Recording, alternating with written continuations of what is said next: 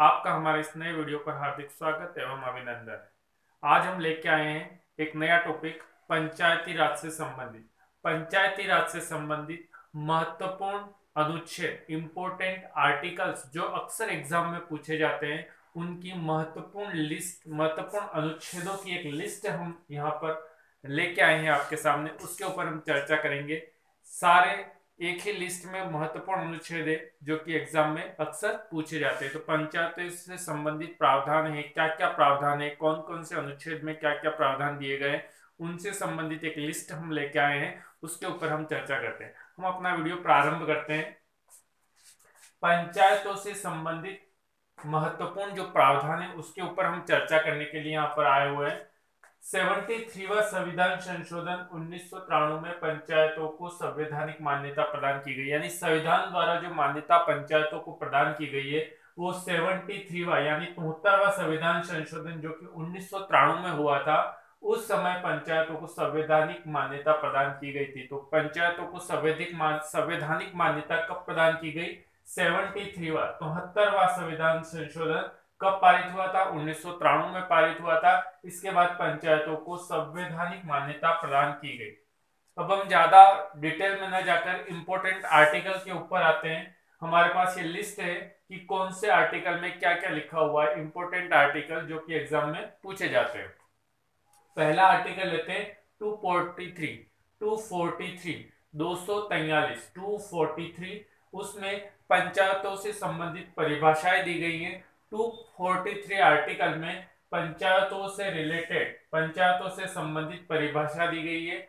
243 ए में ग्राम सभा से संबंधित जानकारी दी गई है। 243 ए में ग्राम सभा से संबंधित जानकारी दी गई है।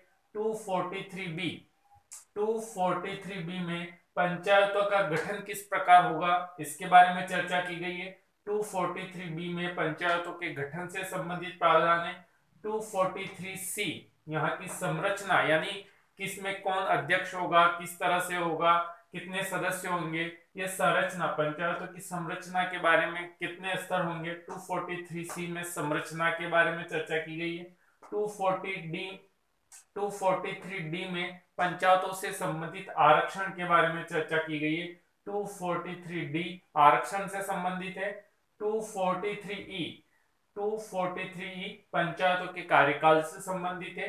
243 एफ पंचायतों के जो सदस्य होंगे उनकी योग्यताओं से संबंधित है।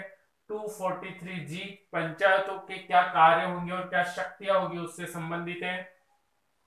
243 एच कर कहां पर लगाएगी पंचायतें, कर कहां पर लगाएगी, कर कहां से वसूल करेगी उससे संबंधित है। 243 आई में वित्त आयोग है, पंचायत से संबंधित वित्त आयोग है। और 243 जे में लेखा परीक्षण, यानी पंचायतों का जो लेखा जोखा होगा उसका परीक्षण से संबंधित 243 जे में दिया गया है।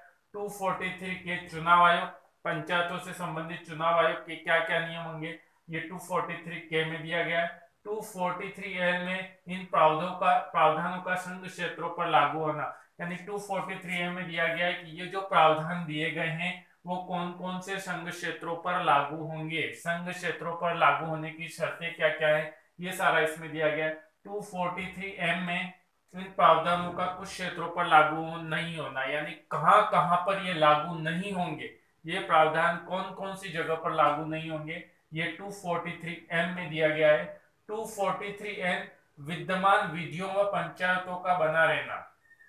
243 एन में जो विधियां पहले से, यानी 73वां संविधान संशोधन 1993 में संवैधानिक मान्यता प्रदान की गई, उससे पहले से जो विद्यमान कानून है उनका बना रहने से संबंधित है। 243 विद्यमान विधियों, यानी जो वर्तमान में विधियां कानून है और पंचायतों का बना रहने से संबंधित है। और 243 ओ में निर्वाचन संबंधी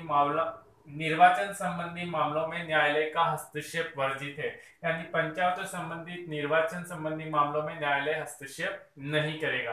तो ये पंचायतों से संबंधित महत्वपूर्ण प्रावधान है जो कि किसी भी एग्जाम में पूछे जा सकते हैं। उनकी एक लिस्ट हमने दी कि 243 मेन में परिभाषा दी गई है, फिर 243 ए से लगा के 243 ओ तक हमने लिखा है। पहले परिभाषा है, फिर ग्राम सभा के बारे में, फिर पंचायतों के गठन के बारे में, संरचना के बारे में, आरक्षण के बारे में, कार्यकाल के बारे में, योग्यता के बारे में, उनकी कार्य शक्तियां हैं उनके बारे में, कर लगाना कौन से अनुच्छेद के अंतर्गत आता है, वित्त आयोग कौन से अनुच्छेद के अंतर्गत आता है, लेखा परीक्षण कौन से अनुच्छेद के अंतर्गत आता है, चुनाव आयोग का कौन से परिच्छेद अनुच्छेद के अंतर्गत आता है। तो ये सारे अनुच्छेद ए से लगा के ओ तक हमने यहाँ पर डिटेल दिए। आपको एग्जाम में पूछा जा सकता है कि पंचायतों से संबंधित ग्राम सभा का उल्लेख किस अनुच्छेद में है, 243 है।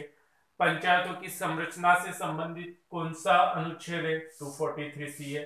पंचायतों की योग्यताओं से संबंधित कौन सा है, 243 है। फिर पंचायतों में कर लगाने का अधिकार किस अनुच्छेद में दिया गया, 243H में दिया गया। पंचायतों का लेखा परीक्षण से संबंधित 243J। तो इस तरह से एग्जाम में पूछे जाते हैं। तो ये एक लिस्ट बनाई गई है जो कि आप अच्छे से इसका स्क्रीनशॉट ले सकते हैं और इसे अच्छे से पढ़ सकते हैं। अब याद कैसे रखना है, सबसे पहले क्या आएगा, क्योंकि अगर हम पढ़ेंगे तो सबसे पहले क्या आएगा, परिभाषा आएगी। कोई भी संस्था पढ़ेंगे तो सबसे पहले परिभाषा आएगी कि कौन सी परिभाषाओं के अंतर्गत ये संस्थाएं आती है। तो पहले परिभाषा आएगी, परिभाषा के बाद उसके अंग आएंगे कि उसका अंग क्या होगा, ग्राम सभा होगा, फिर उसका गठन, फिर उसकी संरचना, फिर उसमें आरक्षण, फिर कार्यकाल, योग्यता। तो ये एक स्टेप बाय स्टेप अगर आप याद करोगे तो पहले क्या आएगा, परिभाषा आएगी, तो 243 याद कर दिया। फिर A B C D E F G H regular चलता है। ए में क्या आएगा, ग्राम सभा, बी में क्या आएगा, पंचायतों का गठन, सी में क्या आएगा, संरचना, डी में क्या आएगा, आरक्षण, ई में क्या आएगा, कार्यकाल। यहाँ तो सेम है number, A B C D E F G H अगर आपको याद रखना है तो ई में क्या आएगा, कार्यकाल, एफ में योग्यता है, जी में कार्य शक्तियां, एच में कर लगाना, आई में वित्त आयोग। तो इस तरह से आप याद कर सकते हैं, क्योंकि सबसे बड़ा फायदा कि 243 नंबर तो एक ही है, A B C D E F G से आपको याद करना रहेगा। बाकी में तो क्या है कि फिगर भी चेंज होते रहते हैं। तो ये कुछ प्रावधान है पंचायतों से संबंधित जिसको आप आराम से याद कर सकते हो। एक लिस्ट बना दीजिए जो कि महत्वपूर्ण अनुच्छेद हैं उनकी। आप इसका स्क्रीनशॉट लेना चाहे तो ले सकते हैं।